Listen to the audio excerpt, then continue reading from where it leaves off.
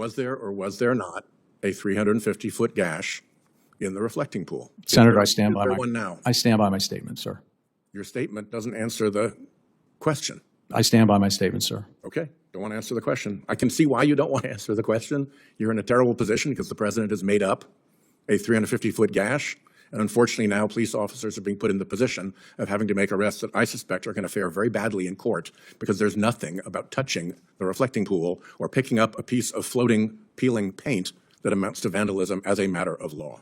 What you saw there is a classic Washington standstill, a moment that perfectly encapsulates the current friction between political narratives and institutional accountability.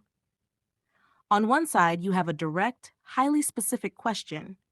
Is there physical evidence of a 350-foot gash in the reflecting pool, as claimed by the president?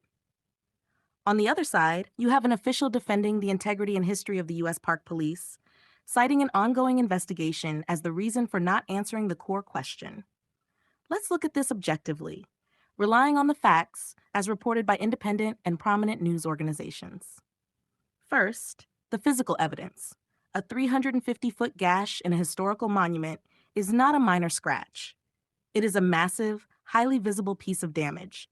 Yet independent journalists, fact-checkers, and citizens visiting the National Mall have not been able to verify the existence of this specific, catastrophic damage.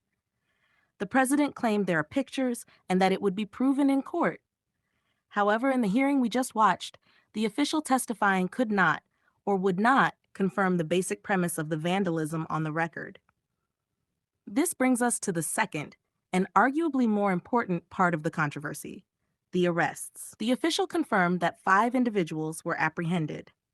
The defense of these arrests was rooted in the idea that vandalism of any kind is an affront to civilized society. And frankly, most people would agree with that statement. We all want our national monuments protected. But the senator raised a crucial legal and ethical question. What constitutes vandalism? Is picking up a piece of peeling paint the same as carving a 350-foot gash into a monument? This is where the story stops being just about a pool of water and starts being about the justice system. Law enforcement officers, like the U.S. Park Police, who do have a long, storied history of protecting the Capitol, require probable cause to make an arrest.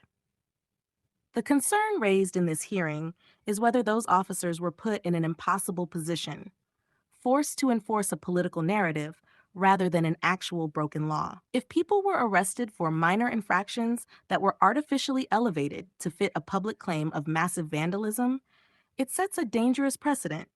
It blurs the line between maintaining law and order and using law enforcement as a tool to validate a political talking point. So, where does this leave us? The official leaned heavily on the fact that it is an ongoing investigation. That is a standard response in these types of hearings, but it doesn't provide closure to the public.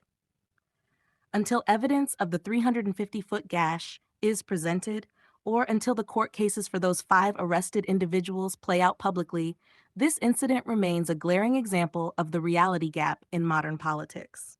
It's a reminder of why we have to ask the hard questions and why we have to demand actual physical evidence when extraordinary claims are made. We will keep following the paper trail on this one. As the court dates approach, we should finally get the answers that were dodged in this hearing. Thank you for watching. If you appreciate independent, fact-based breakdowns like this, hit the like button.